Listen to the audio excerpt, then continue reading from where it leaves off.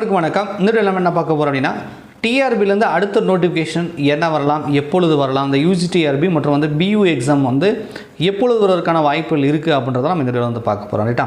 So நிறைய ஆசிரியர்கள் வந்து சார் அந்த பியூ எக்ஸாம் யூஜிடிஆர்பி வந்து செப்டம்பர்னு போட்டிருக்காங்க, வரல, மேபி நவம்பரில் வருமா, அந்த மாதிரிலாம் வந்து கேட்குறீங்க.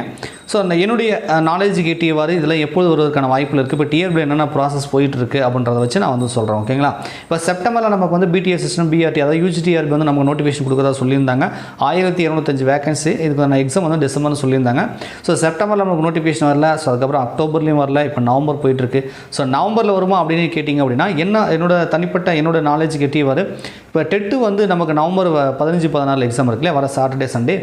ஸோ டெட்டு வந்து பாஸ் பண்ணவங்க, பேப்பர் 2 பாஸ் பண்ணவங்க யூஜிடிஆர்பிக்கு வந்து எலிஜிபிள் ஆவாங்க. இப்போ டெட்டு வந்து நமக்கு வந்து ஆனுவல் பிளான்லேயே இல்லை, திடீர்னு நோட்டிஃபிகேஷன் கொடுத்துருக்கிறதுனால டெட் எக்ஸாம் ரிசல்ட் கொடுத்ததுக்கப்புறமா யூஜிடிஆர்பிக்கான நோட்டிஃபிகேஷன் வரலாம் அப்படின்ற மாதிரி நான் எதிர்பார்க்குறேன். ஸோ அப்படி பார்த்தீங்கன்னா நம்ம டெட்டுக்கு வந்து ரிசல்ட் கொடுக்கவே டிசம்பர் அல்லது ஜனவரி ஆகிடும்.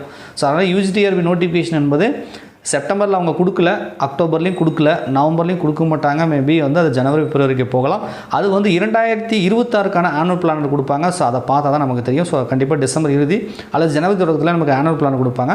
ஸோ அப்போ வந்து பார்த்துக்கலாம். ஸோ 2026 ஃபஸ்ட்டு நோட்டிஃபிகேஷனாக கூட நமக்கு யூஜிடிஆர்பி இருக்கலாம். ஸோ எலெக்ஷனுக்குனால எலெக்ஷனுக்கு முன்பாக ஒரு அறிவிப்பு கொடுக்கலாம். ஏன்னா வேகன்சி 1025 இருக்குது.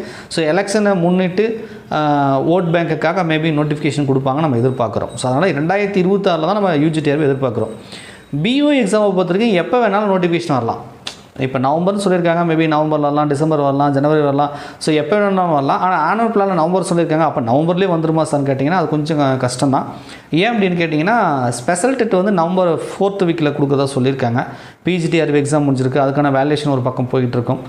டெட்டுக்கான எக்ஸாம் ப்ராசஸ் போயிட்டுருக்கு, அதுக்கப்புறம் அதுக்கான வேல்யூஷன் போயிட்டுருக்கும். அதுக்கப்புறம் 4th வீக்கில் ஸ்பெஷல் டெட்டு கொடுக்கணும். இது இல்லாமல் அசிஸ்டன்ட் ப்ரொஃபஸருக்கான நோட்டிஃபிகேஷன் வந்து கொடுத்துருக்காங்க, புதிய நோட்டிஃபிகேஷன் வந்து கொடுத்துருக்காங்க.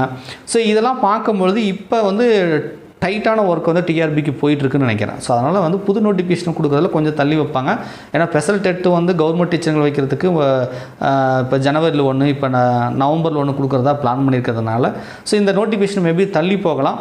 இருந்தாலும் கூட பிஓ நோட்டிஃபிகேஷன் வந்து உறுதியாக தள்ளி போகணும்னு சொல்ல முடியாது. ஏன்னா வந்து கவர்மெண்ட் எப்போ வேணாலும் நோட்டிஃபிகேஷன் ஸ்டார்டிங்கில் சொன்னது தான், டெட்டு ஆனுவல் பிளானில் இல்லை, நோட்டிஃபிகேஷன் கொடுத்துட்டாங்க. அது மாதிரி எப்போ வேணாலும் நோட்டிஃபிகேஷன் வரும். ஸோ எப்போது வந்தாலும் நான் அதுக்கு அந்த எக்ஸாமுக்கு வந்து படித்து முடிச்சுட்டு தயாராக இருக்கேன் அப்படின்ற மனநிலையில் தான் நீங்கள் இருக்கணும்.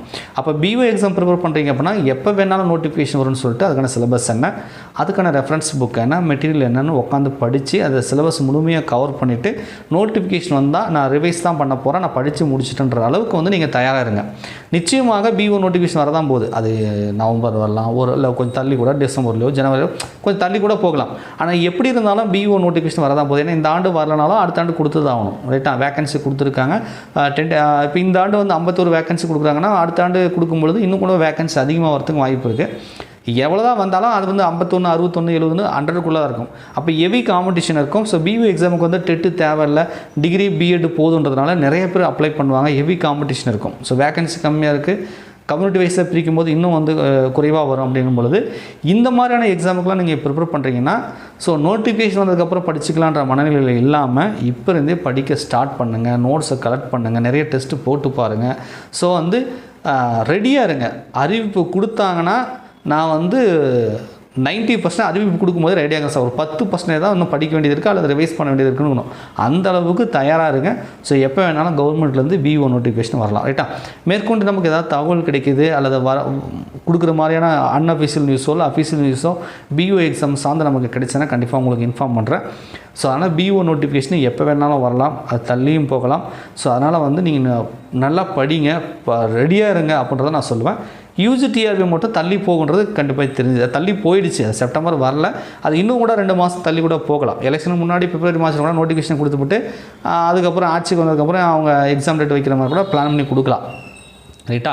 ஸோ 2024 ஆனுவல் பிளானர் கொடுக்க போகிறாங்க. இப்போ நவம்பர் போய்ட்டு டிசம்பர் இறுதியில் ஜனவரி தொடக்கத்தில் கூட கொடுத்துருவாங்க. ஸோ ஆனுவல் பிளானர் வந்தால் தான் யூஜிடிஆர்பி பற்றி சொல்ல முடியும். ஆனால் பியூ எக்ஸாம் எப்போ வேணாலும் நோட்டிஃபிகேஷன் வரும், இதுதான் உண்மை. ரைட்டா? ஸோ அதனால் நீங்கள் படித்து தயாராக இருங்க.